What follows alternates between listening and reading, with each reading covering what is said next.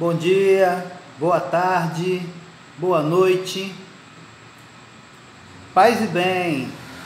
1º de abril de 2024, eu sou Emerson Sbardelotti e estou com vocês aqui no Paz e Bem toda segunda-feira. E agora, às segundas-feiras, nós falamos sobre teologia da libertação. Mas antes de entrarmos no assunto de hoje, quero agradecer do fundo do coração ao recadinho que Zé Vicente me mandou via WhatsApp. E com esse recado que ele pediu para passar para vocês, eu faço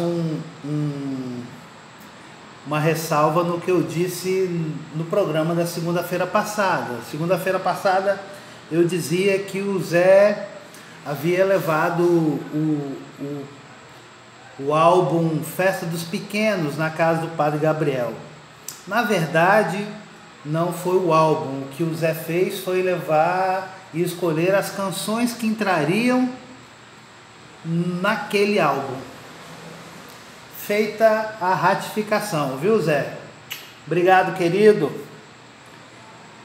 Bem, os encontros do Paz e Bem na segunda-feira têm sido sobre a origem da teologia da libertação. Nós dividimos em 4 passos: origem, desenvolvimento, crise e refundação.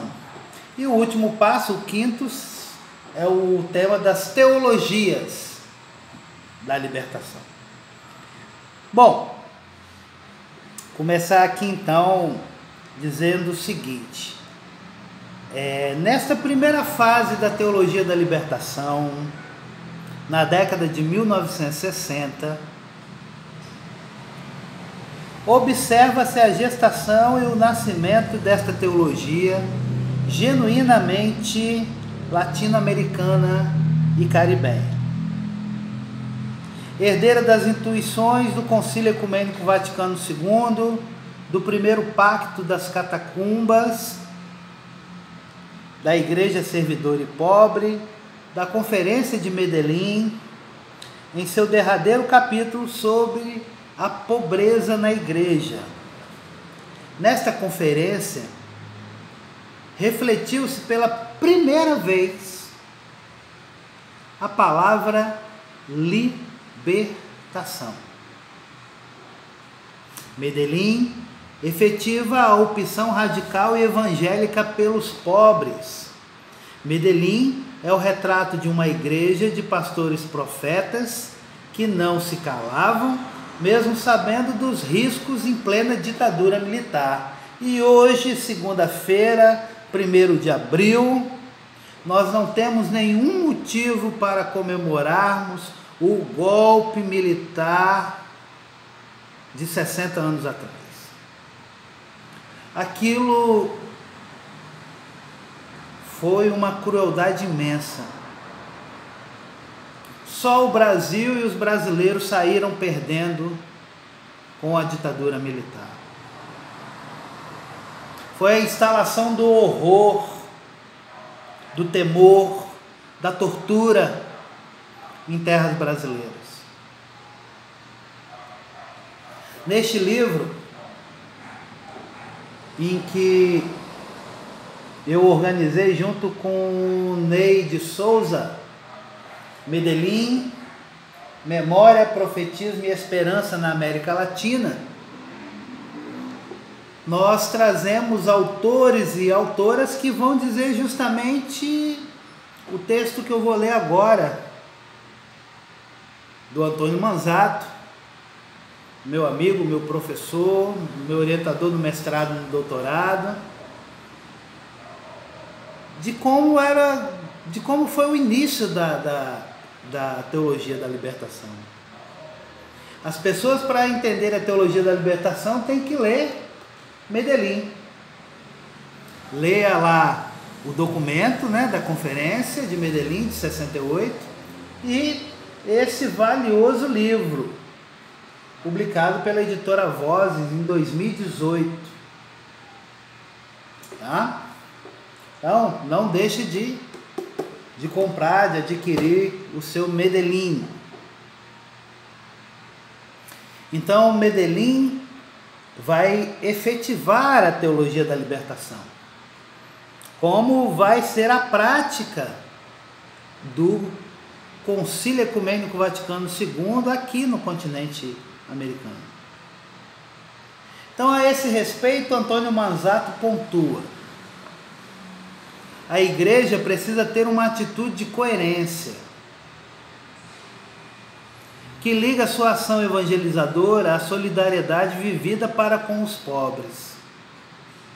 Uma presença mais efetiva da igreja junto aos pobres, encaminhando mais recursos humanos e estruturais para o trabalho junto aos mais necessitados. A essa presença física no meio dos pobres deve corresponder o assumir suas causas e lutas, na denúncia das injustiças, no combate à opressão,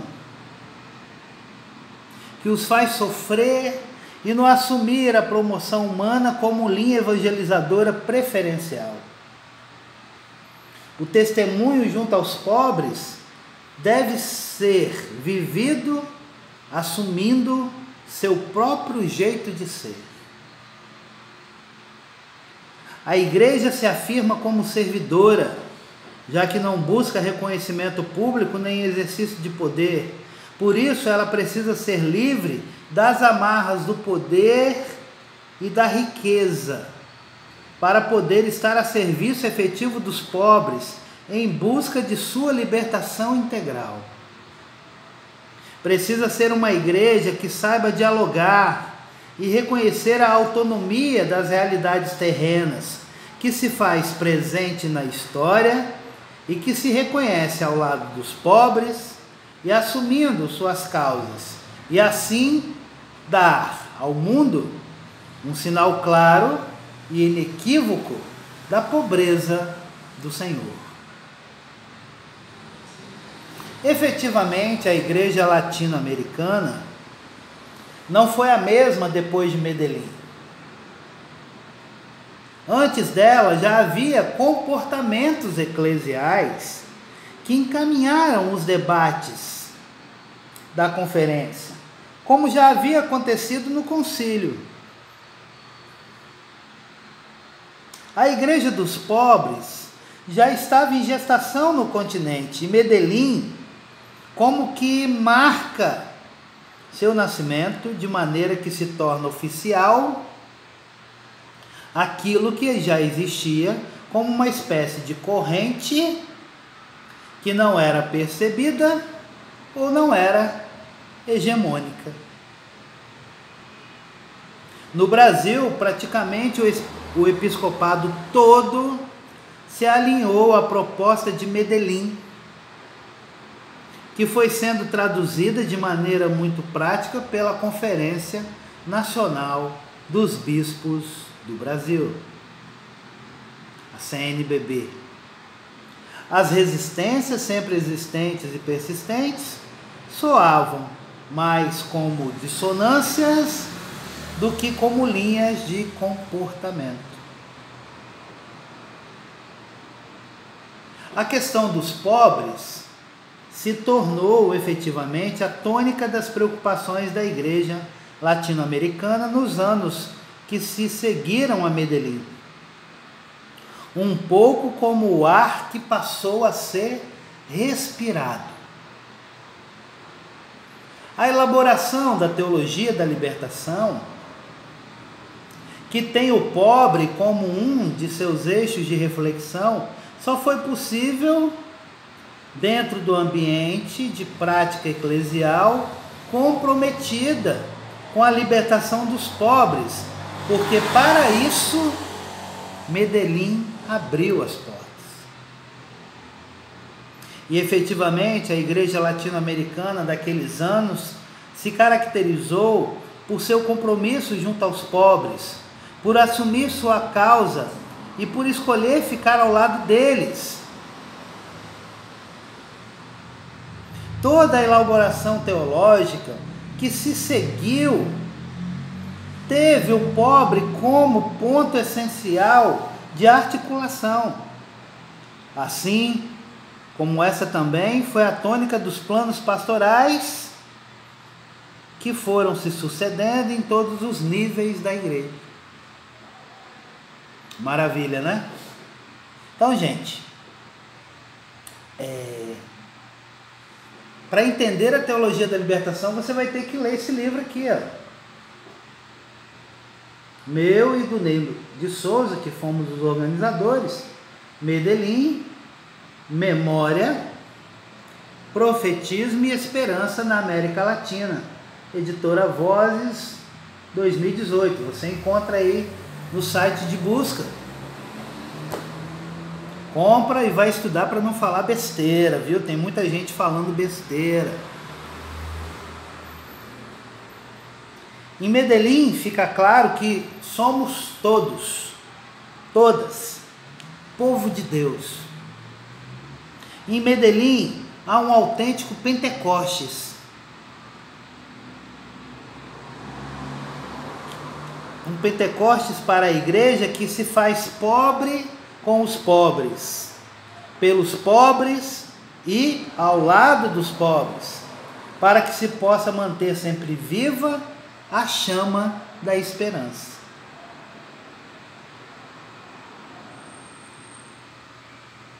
E aí a gente lembra da cantiga do Zé Vicente, né? Eu vi, eu vi, eu vi, eu vi, eu vi, eu vi, eu vi, eu vi, eu vi, eu vi uma chama se acender e o coração do meu povo aquecer. Está dizendo isso, né? Essa chama viva da esperança. Apesar de todas as dificuldades e problemas, com Medellín há a legitimação profético-pastoral da teologia da libertação. Então, galera, essa turma que fica aí na televisão, na rede social, falando que teologia da libertação é comunismo, é marxismo. Não, isso aí isso é doideira. Esse pessoal está enganando você. Teologia da libertação, ela é bíblica, principalmente jesuânica. O primeiro e maior teólogo da libertação, Jesus de Nazaré. É o teólogo da libertação por excelência. Então, compreender Medellín é compreender a teologia da libertação. Os dois estão juntos. Então, não dá para falar que a teologia da libertação é satânica, é comunista, é herege. Não dá. Ela nasce do fundamento bíblico.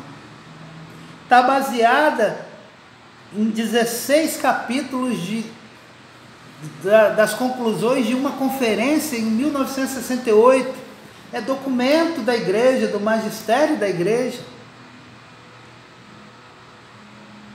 Então, Medellín prepara o chão onde as sementes da teologia da libertação serão jogadas. Para Antônio Manzato, e aí num outro livro, desde Medellín, tomou corpo na realidade latino-americana a conhecida teologia da libertação. Se a conferência aconteceu em 1968, já em 1972, os primeiros textos fundadores dessa teologia aparecem, sobretudo, o de Gustavo Gutierrez. Desde então, ela será identificadora da prática eclesial latino-americana e, mesmo combatida, permanecerá atuante com desdobramentos perceptíveis também em nossos dias.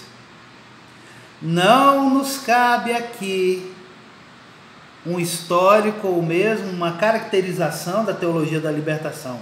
Inclusive, porque isso foi feito muitas vezes em vários cenários e por diversos autores. Cabe lembrar que, mesmo combatida e caluniada, e aí preste atenção no que o Manzato está dizendo e que eu assino embaixo. Olha lá. Cabe lembrar que mesmo combatida e caluniada, esta teologia nunca foi formalmente, repito, formalmente condenada pelas instâncias romanas. Embora a imprensa e outros de seus opositores insistam em afirmar tal inverdade. Ainda podemos recordar que, mesmo não sendo a teologia hegemônica atualmente no continente e tendo passado por transformações importantes, já que a própria realidade se transformou, ela nunca desapareceu do horizonte e continua perceptível nos tempos atuais, não apenas nos livros acadêmicos, mas na realidade da vida do povo simples e na prática de alguns de seus pastores. Nós somos poucos teólogos e teólogas da libertação. Né? É o nosso lugar de fala, gente. Né? A teologia da libertação é o lugar de fala dos teólogos e teólogas da libertação. Então, muito cuidado. Procura saber quem está falando. Tá, mas esse é formado em quê? Né? Vive isso no seu dia a dia, começa a colocar na balança. Aí você vai ver que o que o cara está falando é coisa dele. Porque ele não compreendeu. Porque ele não entendeu o processo que fez a teologia da libertação ser o que ela é no Brasil e no continente latino-americano nos últimos 50 anos. Vou repetir a frase aqui do Manzato que eu assino embaixo. Cabe lembrar que mesmo combatida e caluniada, como está sendo até hoje, esta teologia nunca foi formalmente condenada pelas instâncias romanas. Embora a imprensa, e quando falo imprensa, não é só a imprensa escrita, mas também todo tipo de imprensa, se expandindo para as TVs católicas, inclusive, tá? E outros de seus opositores insistam em afirmar tal inverdade. Tem gente que chega e fala assim, não, a teologia da libertação morreu. Então você deve falar assim, querido, querida, me mostra aí o atestado de óbito da teologia da libertação. Porque é só sair nas ruas da cidade, gente. O que vocês vão ver de gente sem um lugar para morar, sem um prato de comida para se alimentar, pessoas sendo assassinadas todos os dias.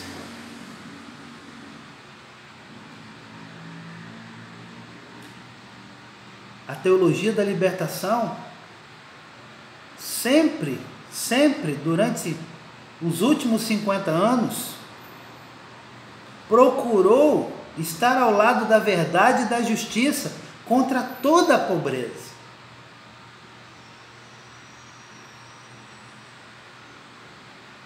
O teólogo, segundo Galileia, afirmará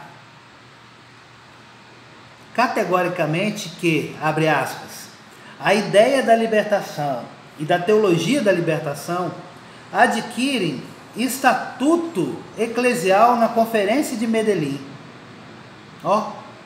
ali dá-se um sentido e uma interpretação teológica à tarefa de libertação humano-temporal da América Latina, ao relacioná-la com a salvação de Jesus Cristo.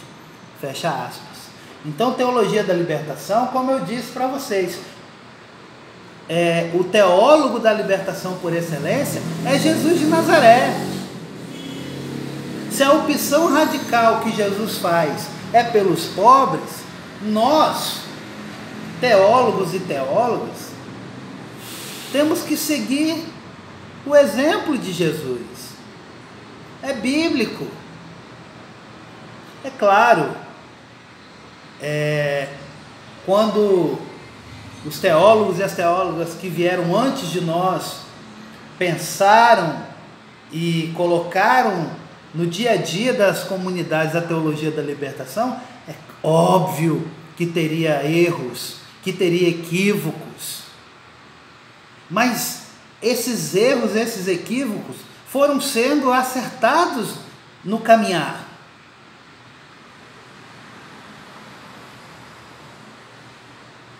O Vaticano, formalmente,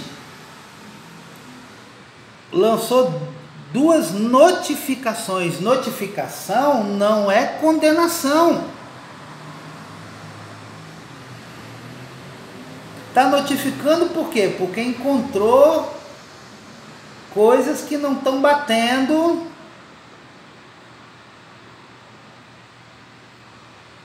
com o que se pede. Então vamos acertar. Mas não há de fato uma condenação formal da teologia da libertação.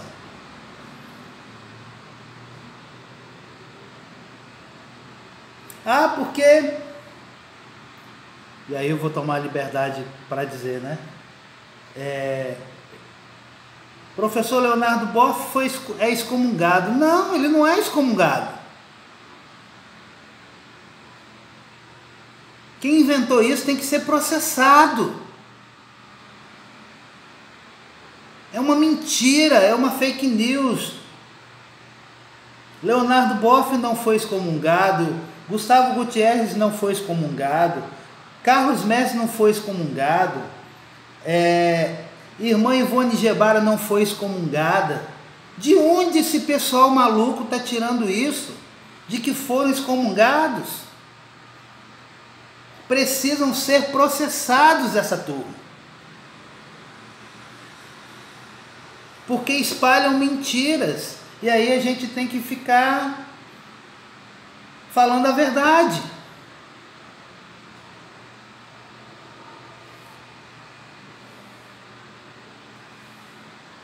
Para Juan José Tamayo, a teologia da libertação desempenhou um papel fundamental no processo de descolonização da religião na América Latina. Essa teologia surgiu em meados da década de 60 e constitui uma teologia de resistência contra o Império Norte-Americano, a nova potência colonial que busca dominar o continente e submetê-lo ao seu controle absoluto, e que ao mesmo tempo tenta fazer com que o cristianismo esteja a seu serviço. É uma teologia associada ao mundo da marginalização cultural e da exclusão social em toda a América Latina e Caribe. É a favor das vítimas das sucessivas colonizações e recuperou o caráter originalmente subversivo do cristianismo. Portanto, a teologia da libertação, gente querida e gente amada, é sem dúvida a primeira teologia histórica nascida nas periferias do cristianismo. Por isso, distante dos grandes centros metropolitanos do pensamento. Pensamento que trata de aprofundar a fé em um Deus que se fez humano, num período histórico que assume os rostos, as cores, as especificidades do seu povo no centro de sua pregação estão as vítimas, os descartáveis, as excluídas, os pobres, que são imagem e semelhança de Jesus de Nazaré, presente nas suas alegrias e esperanças, nas suas dores e tristezas. Se pudermos resumir o que é a teologia da libertação, numa frase, a frase será: opção radical pelos pobres. Uma feliz Páscoa para todos, todas vocês. Lutemos contra todo tipo de ditadura, principalmente essa, que infelizmente hoje, 1º de abril, alguns malucos querem comemorar os 60 anos do golpe. Que nunca mais haja ditadura militar. Que nunca mais as pessoas sejam torturadas por pensarem diferente. Que nunca mais a vida seja substituída pela morte. Paz e bem, vida longa e próspera.